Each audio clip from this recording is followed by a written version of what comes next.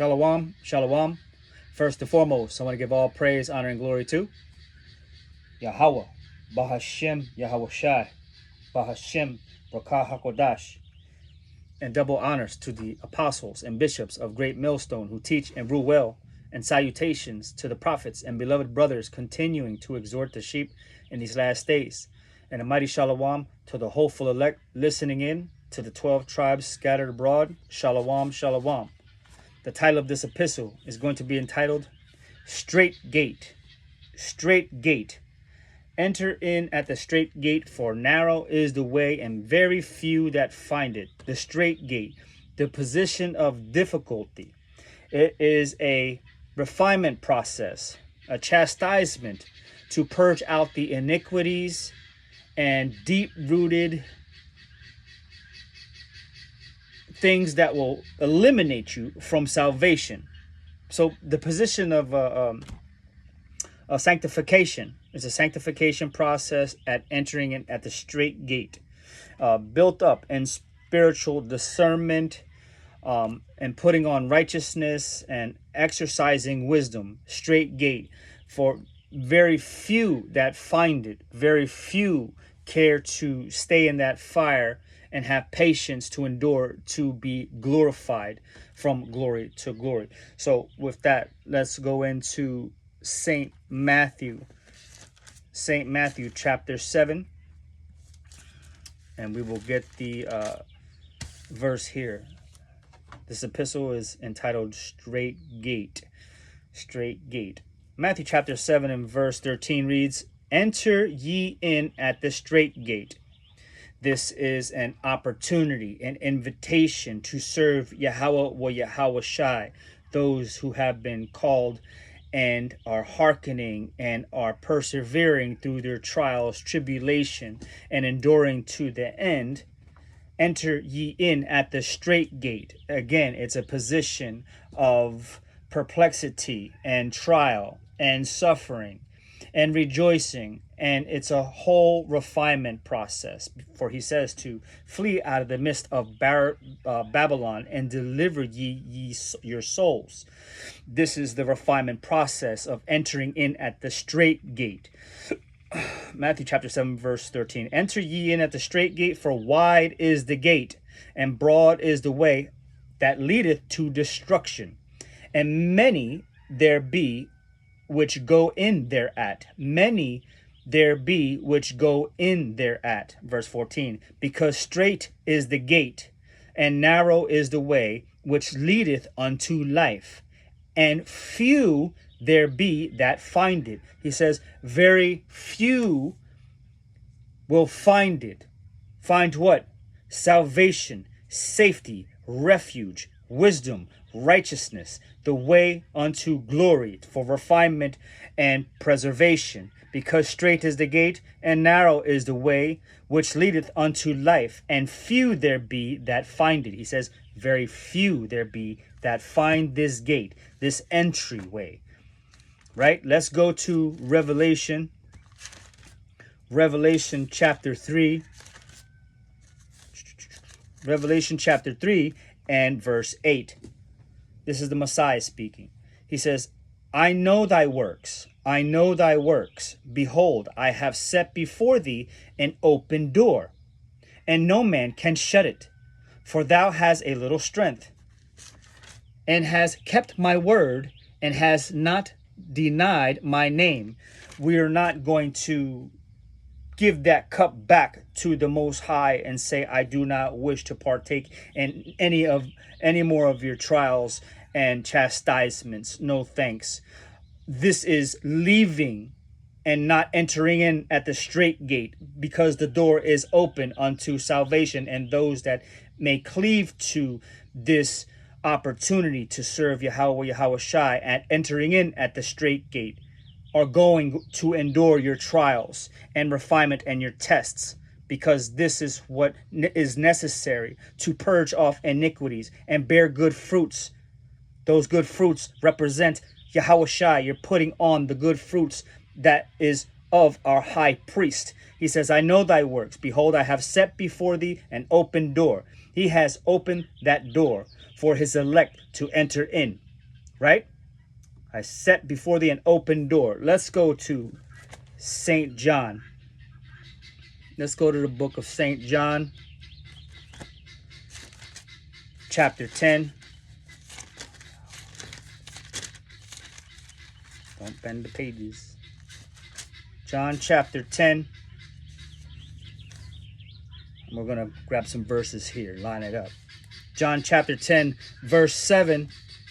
Verse 7 and verse 9 reads, Then said Yahushua unto them, again, he's speaking to the disciples here. He's saying, Then said Yahushua unto them, Verily, verily, I say unto you, I am the door of the sheep. He says, He is the door. I am the door of the sheep. And all that ever came before me are thieves and robbers. But the sheep did not hear them. The sheep hear the Messiah's voice. We hear the instructions. We hearken and obey unto what he is asking us to put on as wisdom. So we are purged from our iniquities and putting on righteousness and wisdom and edifying the sheep, feeding the sheep as well. Continuing back in at verse 8. All that ever came before me, all that ever came before, up to the Messiah, he says, are thieves and robbers, but the sheep did not hear them. I am the door. By me, if any man enter in, this is the straight gate, because Yahushua is going to cleanse you of your iniquities, because he is Malak Tazadak, King of righteousness, the chief cornerstone, the high priest. The high priest is going to purge you of your iniquities. And if you are not purged of your iniquities, you cannot mirror the Messiah and walking like the Messiah, Messiah-like. Otherwise, you will be discarded. You will be disqualified. You will be dirty rags consistently. I am the door. By me, if any man enter in, he shall be saved. He shall be saved, right? Because we read in Matthew chapter 7, verse 13 and verse 14, he said, there be very few that find it. But if you enter in, you may be saved. You may be saved. I am the door. By me, if any man enter in, he shall be saved, and shall go in and out and find pasture. This is the blessing of following Yahushua, right? We're going to jump over to verse 1 and 2 of John chapter 10. It says, Verily, verily, I say unto you, he that entereth not by the door, if you don't go in through the way that represents entering into Yahushua and drinking from his cup, putting on his works, doing the things, he that entereth not by the door into the sheepfold, but climbeth up some other way, the same is a thief and a robber. Right? You will not be wearing those righteous garments. You will be bound up, tossed out, where there'll be gnashing and weeping. Verse 2, but he that entereth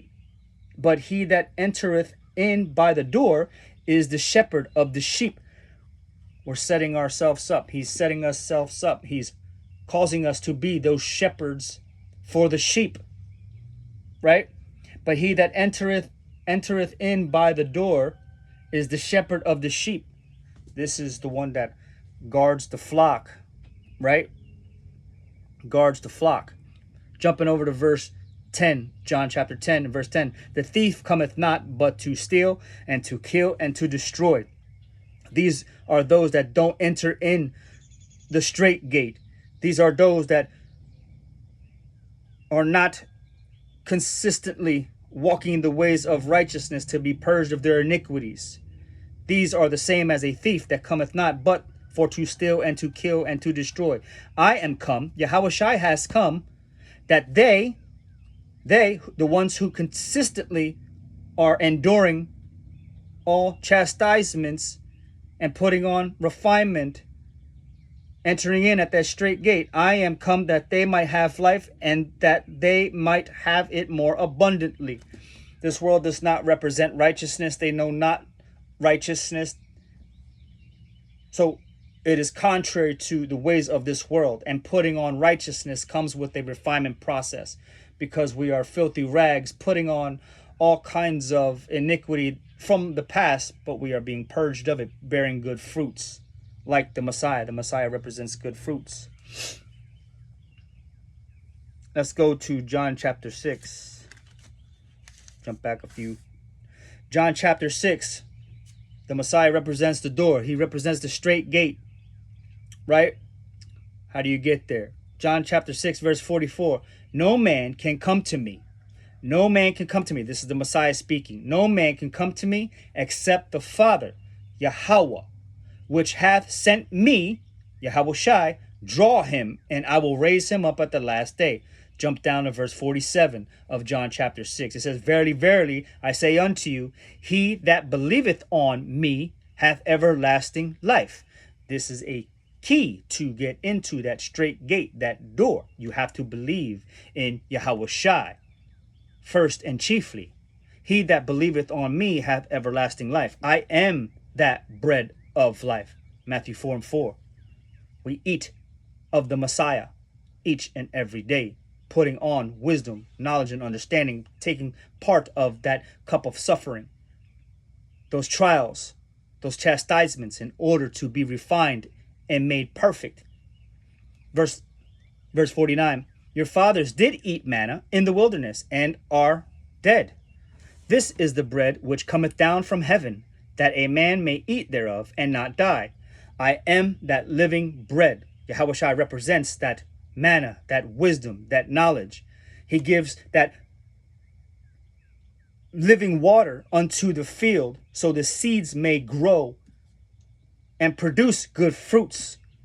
The fig trees, all these goodly things in the Most High Yahweh Shai's vineyard of the world. I am the living bread which came down from heaven. If any man eat of this bread, he shall live forever.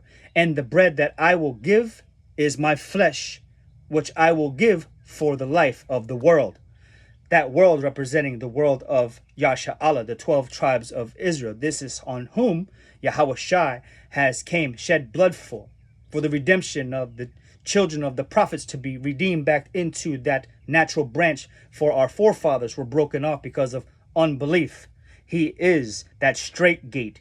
He represents that door to enter in, and very few that find it. This is what the world says. Let's go into 2nd Esdras real quick. 2nd Esdras chapter 7. 2nd Esdras chapter 7 and verse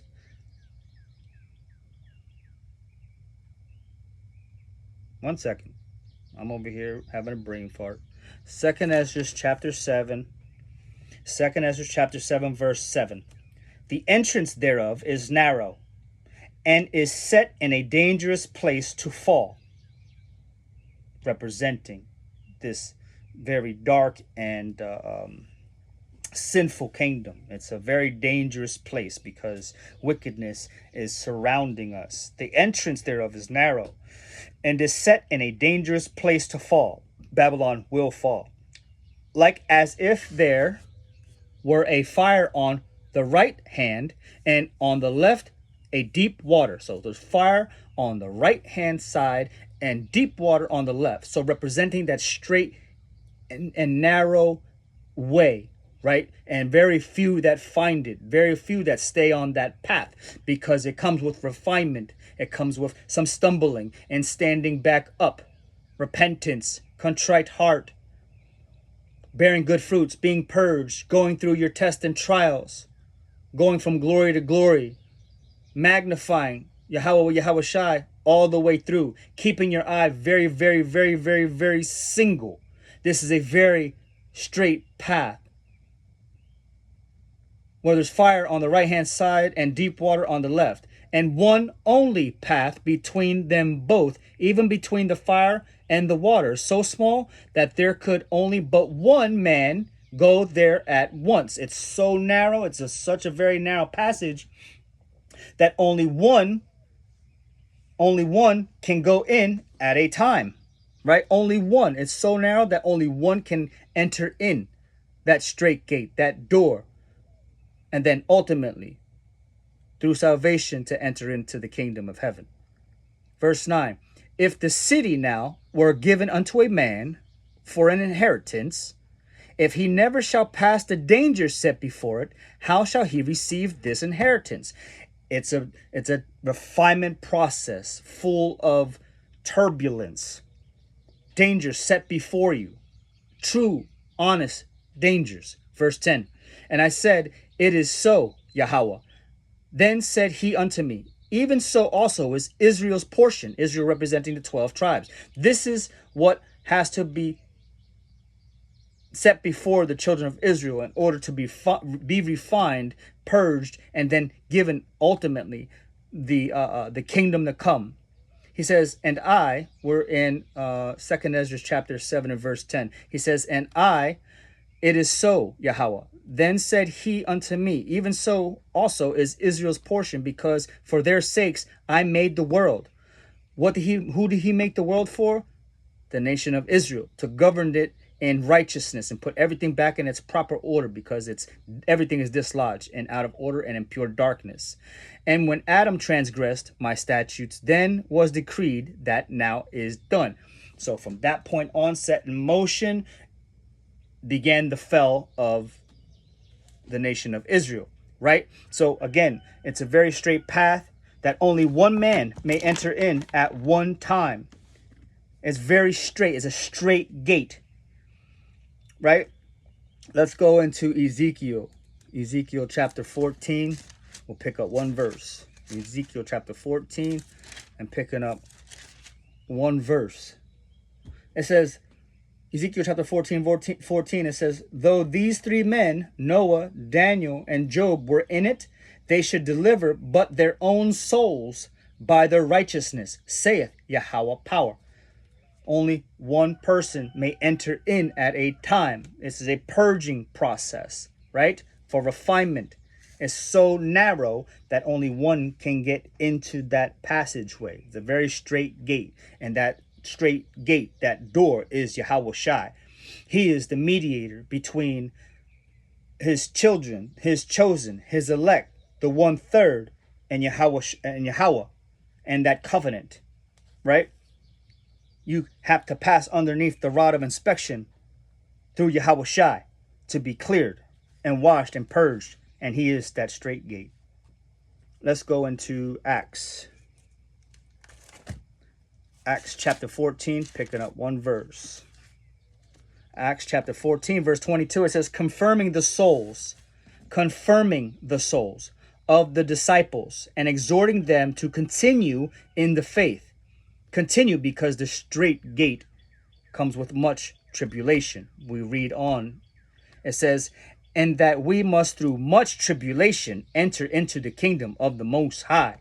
That straight gate comes with suffering, refinement, sanctification, being built up in the spirit of discernment, wisdom, purging of iniquity, bearing good fruits, and putting on righteousness. Putting on righteousness, right? We're getting close. Let's go to 2 Peter.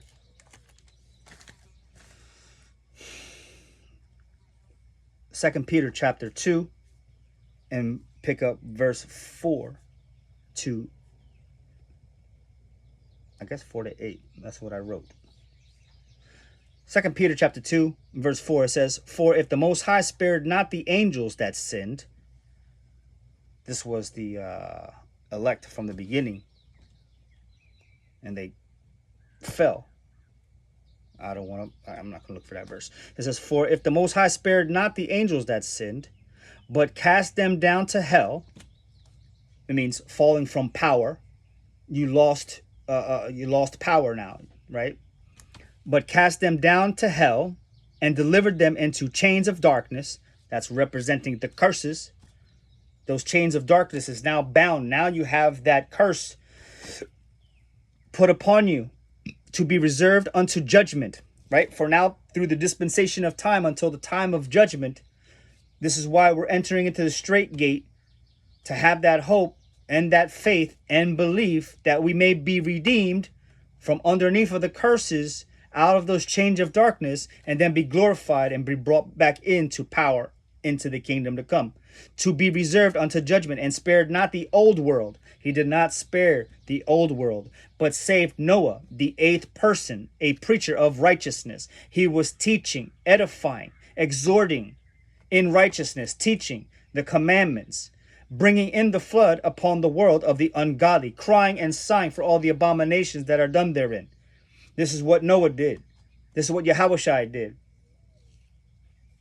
This is all of Israel has ever done, was cry out to the Most High Yahushua in order to be redeemed.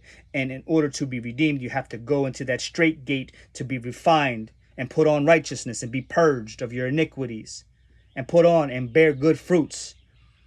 And turning the cities of Sodom and Gomorrah into ashes, condemned them that were overthrown, making them an example unto those that after should live ungodly. He gave you an example of what he was going to do if you went off. He was going to utterly destroy and send forth his famines and chastisements and all things, because no one is found righteous.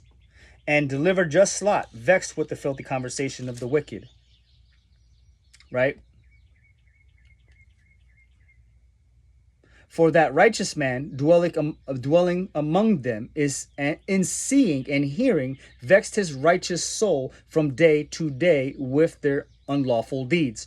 So as you go through this purging process of being refined and putting on good fruits and good works and righteousness, the filthiness around you will vex your spirit. And this is also part of that straight gate, because now you can evidently see the wickedness that surrounds you, right?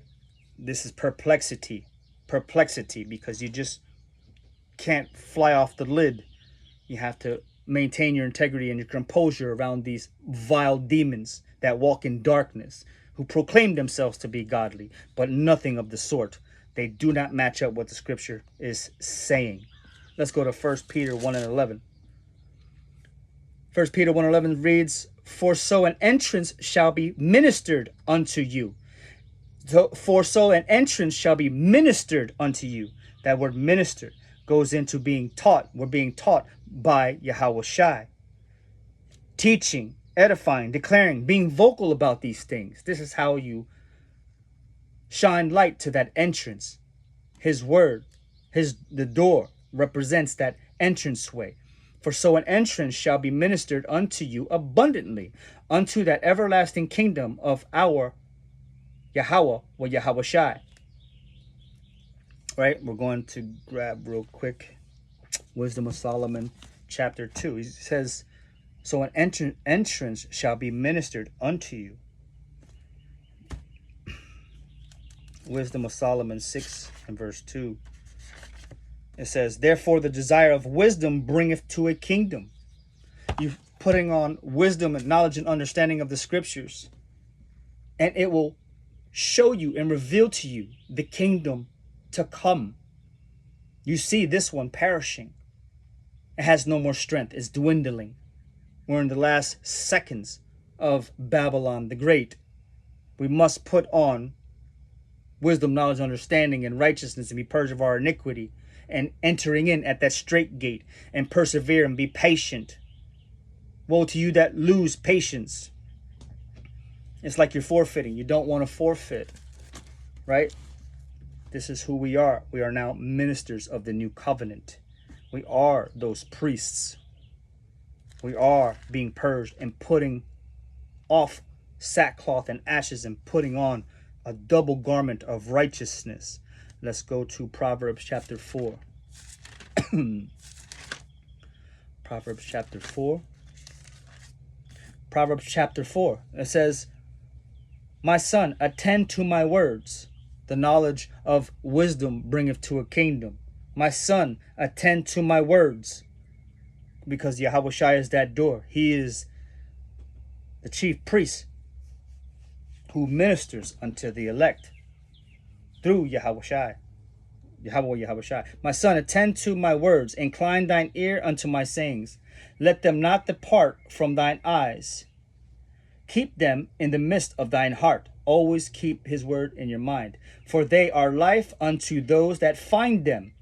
Unto those that find them. We opened up with Matthew chapter 7, verse 13. What's it say again? We'll go to 14. Matthew chapter 7, verse 14. It says, because strait is the gate, and narrow is the way which leadeth unto life, and few there be that find it. Few that find it. Proverbs 4:22, for they are life unto those that find them, because it's like a treasure hunt. When a man find it, he sell everything he have to obtain it. This is the principal thing, is to store up your treasures in heaven. For they are life unto those that find them, and healeth and health to all their flesh. This is what revitalizes our spirit, by putting on wisdom, putting down righteousness, putting on a good mind, cleaning the spirit with the living water. Verse 24, put away from thee a froward mouth and perverse lips, put far from thee, right? Because in Malachi chapter 2 and verse 7, he says, for a priest's lips should keep knowledge, and they should seek the law out of his mouth, for he is the messenger of Yahweh, Yahweh Shai. Put away from thee, we're back in Proverbs chapter 4 and verse 24, put away from thee a froward mouth and perverse lips, put far from thee. Let your mouth always have honey on it. Let thine eyes look right on, and let thine eyelids look straight before thee, because you're on that straight path. There's fire on the right-hand side and deep water. So your eye must be single to continue to stay focused on the kingdom to come. Put off from the mortal thoughts all around you. Do not be surfeiting from all the cares of this life, but be prompted to keep looking up and straight ahead, for the kingdom is nigh. Proverbs 4:26, ponder the path of thy feet, and let all thy ways be established. Let your feet and your walk be established in the word of the Most High Yahweh, or Yahweh Shai, so you do not stumble off the path, either into the fire or either into the water where it's shark infested. Proverbs chapter 4:27, turn not to the right hand nor to the left. Remove thy foot from evil. Very narrow path, very narrow path. Stay on the path, stay on the path. Luke chapter 13. Luke chapter 13. Luke chapter 13, final verse. Luke chapter 13 and 24, final verse. Strive to enter in at the strait gate. Strive, you must strive. You must constantly endure. Strive to enter in at the strait gate. For many, I say unto you, will seek to enter in and shall not be able. This is not a come as you are type of thing, right? This is a path of refinement, a trial by fire, purging of an iniquity, walking upright, walking in obedience, walking with integrity, walking with an upright moral compass, not going into the ways of the heathens, not going in the way of the wicked, not running with the multitude to shed blood, not being a participant of folly. You are very set apart, and you need to continue in the sanctification process for refinement purposes and staying within that straight gate. This is very, very necessary and very, very important, because your salvation depends on it. And those that hear you, your words are their strong arm of salvation as well. So I pray that this is edifying unto the elect, the Wada Abanawa Yahweh, for another opportunity, put forth some edification unto the sincere sheep. Until the next time, shalom and shalom.